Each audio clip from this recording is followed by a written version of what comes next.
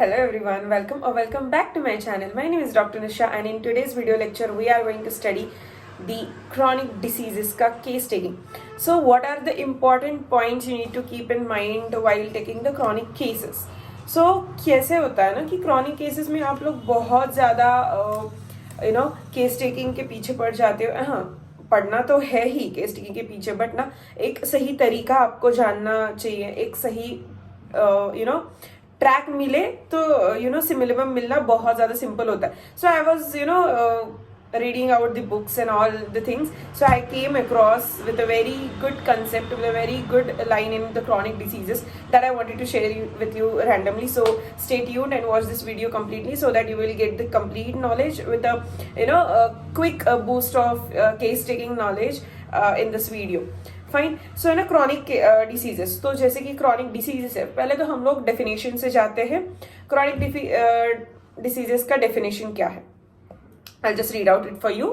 Chronic diseases are those that arise from chronic miasms. ठीक है, तो chronic diseases हमें पता है कि लॉन्ग फेज से चली आ रही कौन सी भी बीमारी मोर देन 15 डेज या फिर 1 मंथ या फिर कभी कभी हम लोग 7 डेज के ज़्यादा भी कंसिडर कर सकते हैं अगर उसका इंटेंसिटी बहुत रहेगा.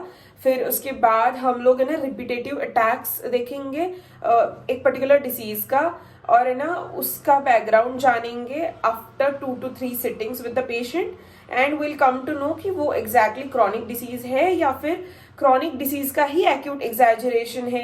ऐसे हमें पता चलेगा. सो ये सारी चीजें आपको कब पता चलेगी? जब आप लोग प्रॉपर केस लोगे. तो केस लेना मतलब क्या होता है?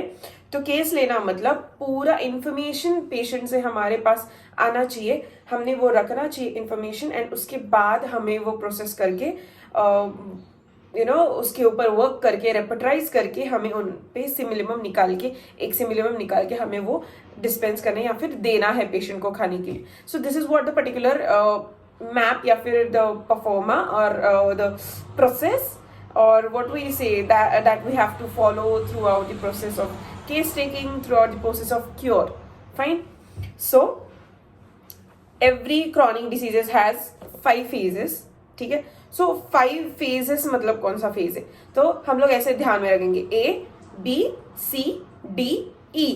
ठीक है, ऐसे E तक के फेजेस रहेंगे. ऐसे 5 फेजेस है. सो A से स्टार्ट होता है असिम्प्टोमेटिक फेज. मतलब कि है ना हमारे पास अगर पेशेंट आता है तो है ना हमें वो उसके कोई भी सिम्टम्स नहीं दिखते, मतलब थोड़ा बहुत डिरेंजमेंट दिखता है बट अदर देन दैट कुछ भी नहीं दिखता.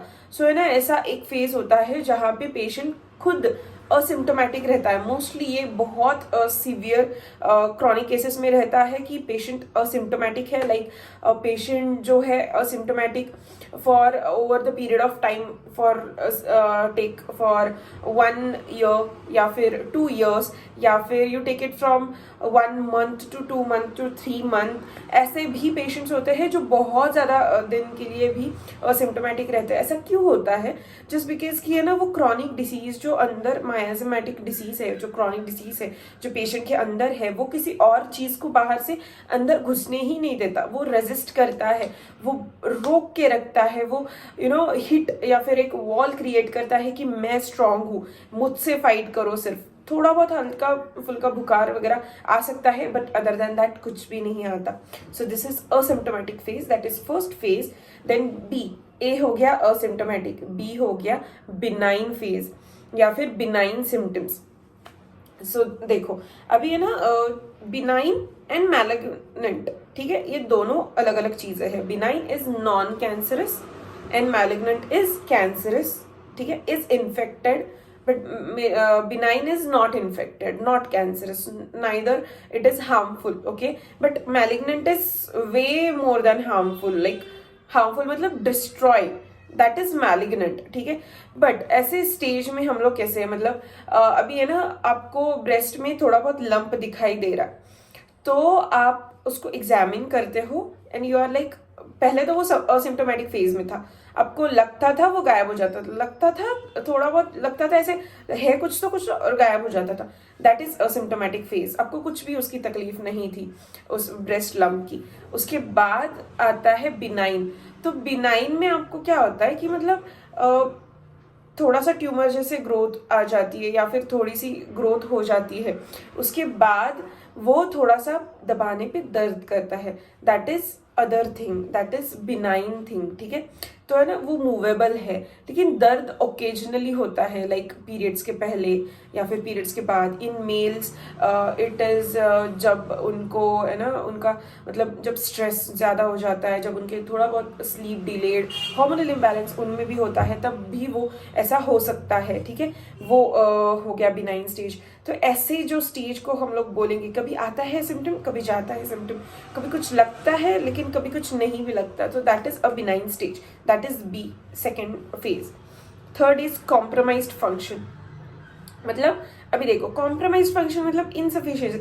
अभी देखो, ब्रेस्ट में लंप क्रिएट हुआ है, बाहर भी थोड़ा सा डिस्कलरेशन दिखना भी अभी स्टार्ट हो गया है, वहाँ पे ना ब्लड सप्लाई धीरे धीरे कट हो रहा है, वहाँ पे पेन बढ़ रहा है, वहाँ पे डिस्कलरेशन भी बढ़ रहा है। Why? Because the blood supply is compromised over there, मतलब धीरे धीरे कम हो रहा है वहाँ पे blood supply, just because of the excessive growth of the cells around the tumour और around the lump, that is creating the pressure on the veins, the arteries or the circulatory part, so that is what creating something there, ठीक है। तो वो pressure create कर रहा है, because of that also this is happening. So ये हो गया कॉम्प्रोमाइज्ड फंक्शन या फिर insufficient thing is going on that. फिर आ गया थर्ड हो गया सी। फोर्थ है D, that is decompensated function.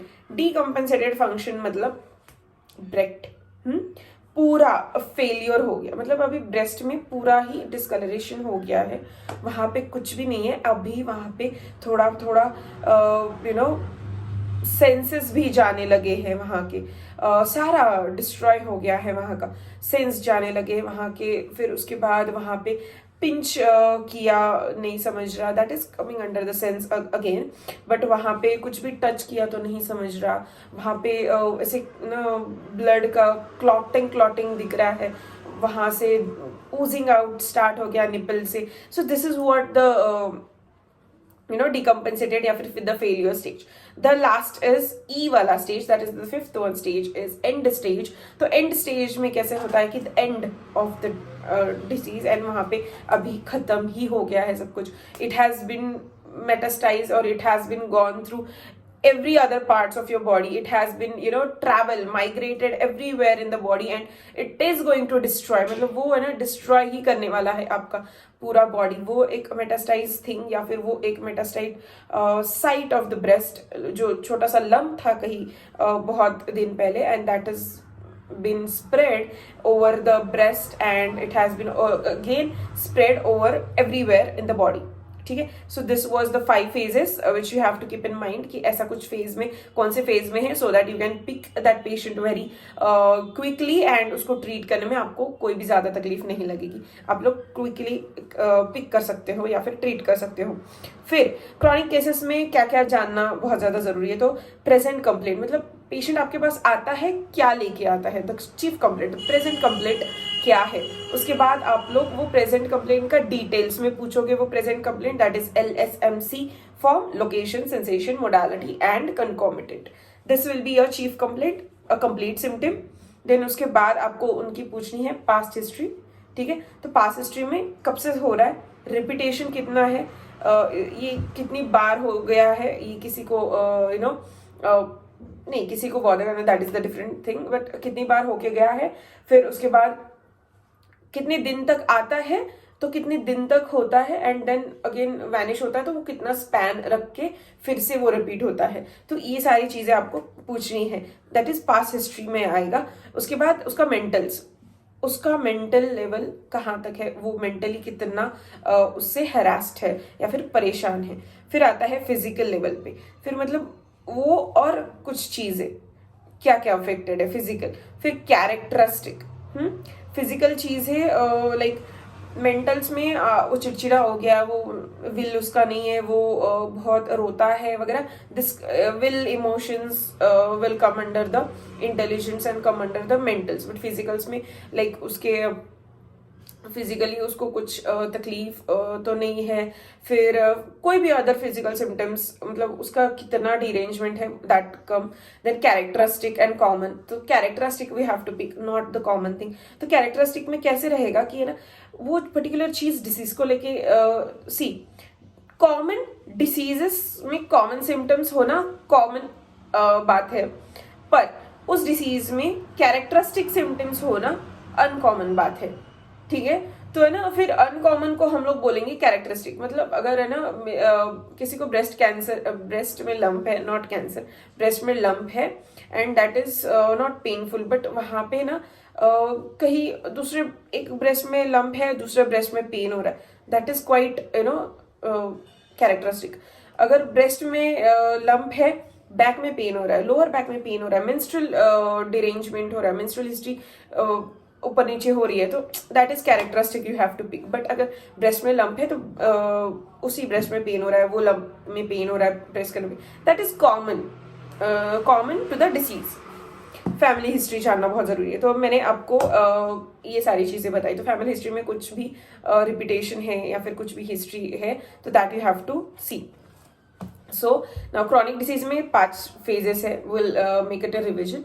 5 phases है, A B C D E, ठीक है। तो A से असिम्टोमेटिक, B से बिनाइन सिम्टम्स, C से कॉम्प्रोमाइज्ड फंक्शन, D से डिकम्पनसेटेड फंक्शन एंड 5E से है end stage, that is end of the everything, end of the disease man everything. Then उसके बाद इन्वेस्टिगेशन कैसे कैसे पूछोगे, तो चीफ कंप्लेंट पूछोगे, उसके बाद आप लोग पूछोगे पास हिस्ट्री, फिर उसके बाद मेंटल हिस्ट्री, फिर उसके बाद पर्टिकुलर हिस्ट्री या फिर फिजिकल हिस्ट्री, पर्टिकुलरली कहाँ किस पार्ट पे वगैरह, फिजिकल हिस्ट्री पूछोगे। उसके बाद आप लोग पूछोगे कैरेक्टरिस्टिक सिम्टम्स एंड उसके बाद आप लोग पूछोगे family history. So this was overall the thing which you have to keep in mind when you are treating with the chronic cases. So if अभी आपके पास अगर आ गया कोई भी chronic cases, then you should be pro to know at least you should take the case and you should know कि what exactly I have to see, what exactly the phases I have to cover and what exactly the symptoms should look like. So हमें पता चलेगा कि patient कहाँ कौन से level में बैठता है. So yeah, this was a video, this was a quick yet very long video as per the timings. But yeah, this was the quick revision for the case taking of the chronic diseases. If you like this video, then do subscribe to my channel and please ये आपके friends के साथ share करना. आप कुछ भी अगर doubt हो इसमें तो आप कमेंट कर सकते हैं, मुझे पूछ सकते हैं कुछ भी अगर डाउट होगा तो I'll definitely answer whenever I'll get time. So yeah, and this week there is something good news for you guys also coming this week. So yeah, stay tuned for the next video. Till then, bye, take care.